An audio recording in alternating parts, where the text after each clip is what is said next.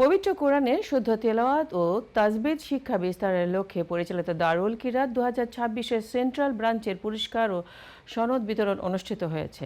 সোমবার লন্ডনের দারুল হাদিস লতিফিয়ায় আয়োজিত অনুষ্ঠানে সভাপতিত্ব করেন মওলানা মোহাম্মদ হাসান চৌধুরী ফুলতলী। প্রধান অতিথি ছিলেন আল্লামা শিহাবুদ্দিন চৌধুরী ফুলতলী।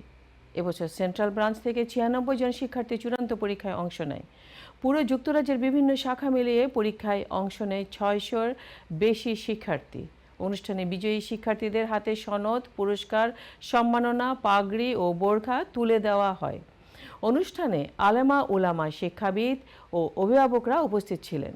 শেষে দেশে বিদেশে শান্তি, সমৃদ্ধি এবং পবিত্র কোরআনের শিক্ষা ছড়িয়ে পড়ার জন্য বিশেষ দোয়া করা হয়।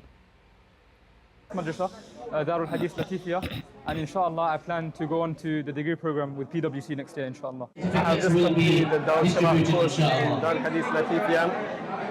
I want to thank my parents. Brilliant khidmah towards the Quran al-Kareem today. We celebrated the people of Quran. We hope that through these people, inshallah.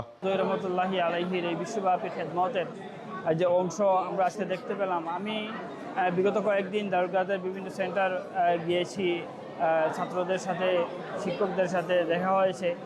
আমার মনে হয়েছে যেন রমজানুল মুবারকে বাংলাদেশে যে আমরা দারুল কিরাত দেখি এর একটা অংশ যেন আজকে আমি দেখতে পেলাম।